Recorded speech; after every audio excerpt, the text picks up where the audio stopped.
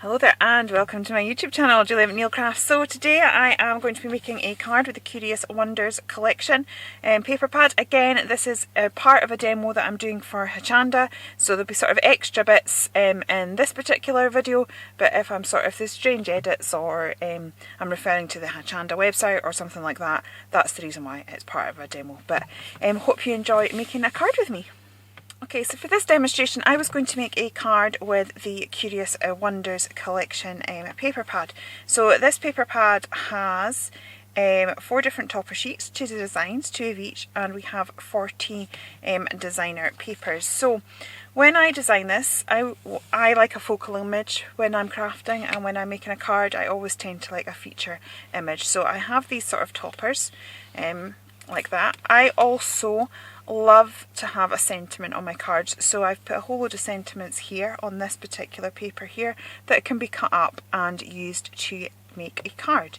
The other thing is I like just sort of backing papers, so I've got plain backing papers like so, and also I have papers like this that have flowers in them, and again that's because I quite often like a floral element to embellish a card as well. So I want to design this paper pad that if you got nothing else, that if you just got this, you would have enough elements to make a completed project. So taking some of those papers now, I'm going to make a card. Okay, so I have just pulled out a few elements from my paper pad. I've fussy cut some. I have no plan. I am just going to start sticking stuff down and see what happens. But this whole paper pad coordinates so beautifully together that it's really easy to put something together without thinking.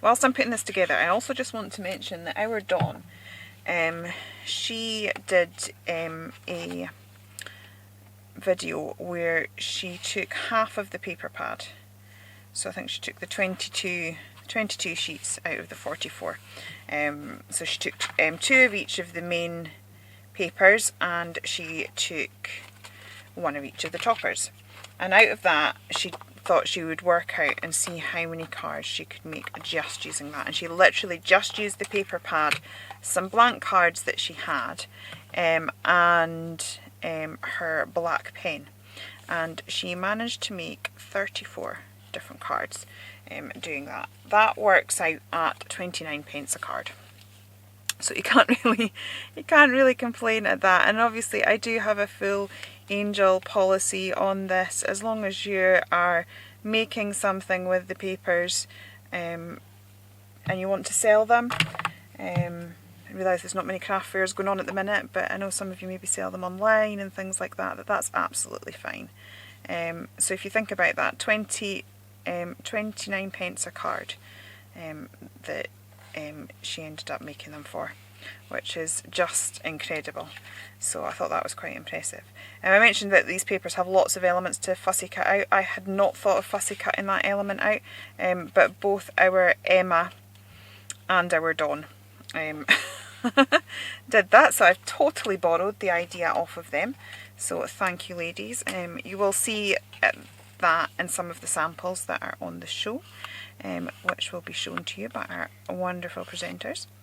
If you want to see any of the samples in more details, I do have them available on a video as well, if you're wanting to get some inspiration with you know, of what to do with your kit. So I'm just going to stick that down now as my main feature.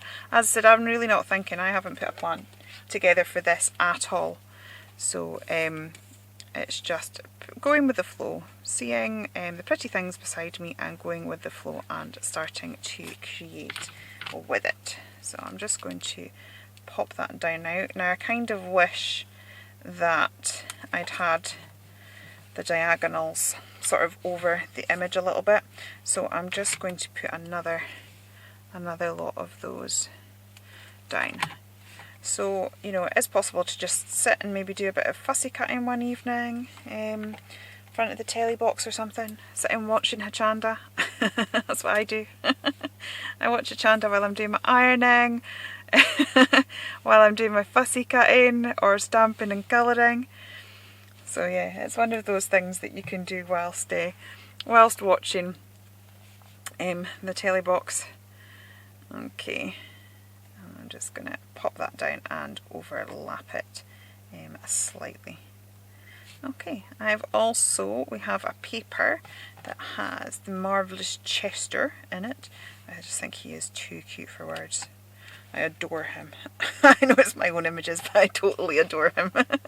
I think he's so fun and so quirky. So I'm just going to put some little flowers down there for him to stand on. I have to apologise. Obviously, as with everybody else in the country, we are in lockdown. So downstairs, whilst I'm trying to film this, I do still have my daughter playing, and my husband's watching her and looking after her. So the playing is getting rather noisy, so if that's coming through on the video, I am very sorry.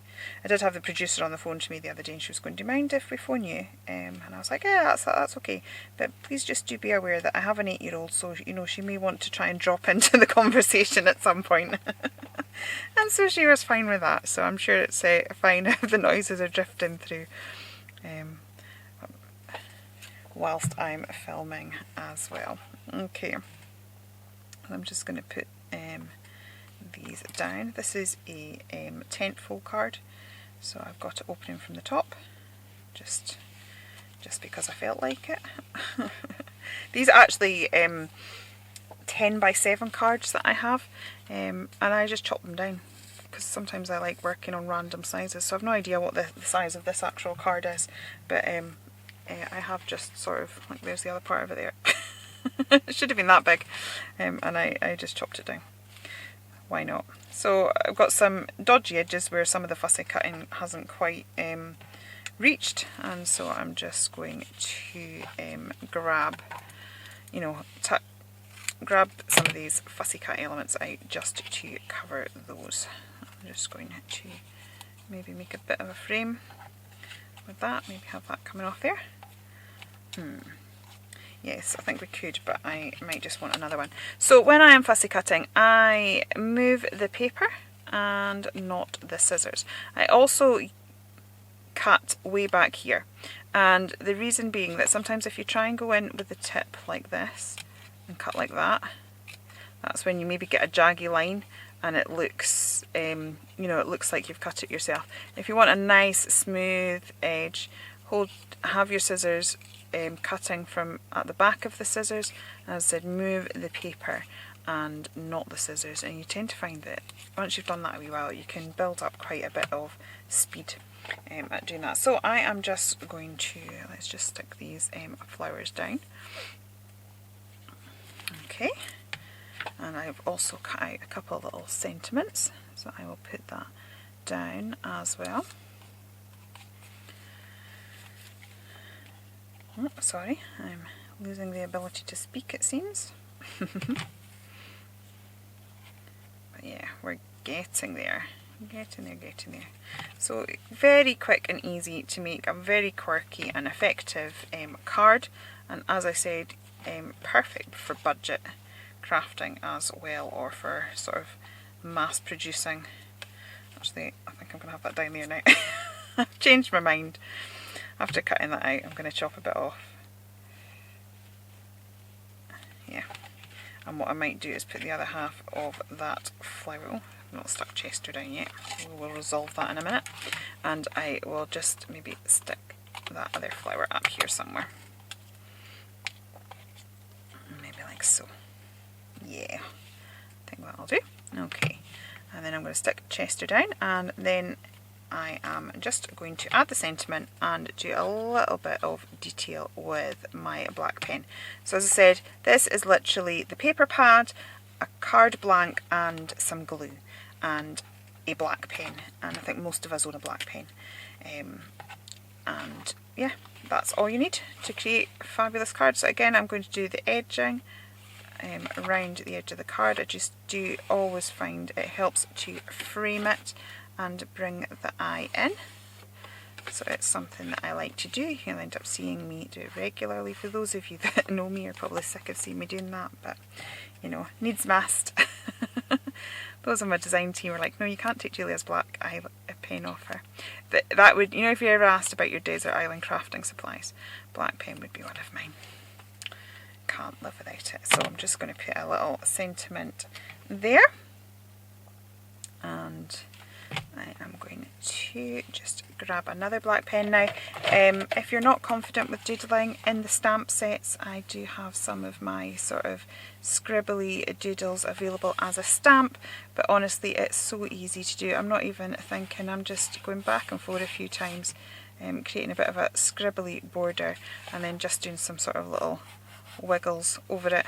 And again, I do this just to sort of frame the piece and bring the eye in. And I always find it's best not to try and go straight, because it kind of looks more arty like that, and it also looks right. I think as soon as you try and make it look straight, that's when we can maybe have problems with it. But that is the card all complete. Okay, so that's my card all finished. I really do hope you like it. If you have enjoyed it here, please do consider liking and subscribing, and I'll be back again very soon. Okay, take care then, and goodbye.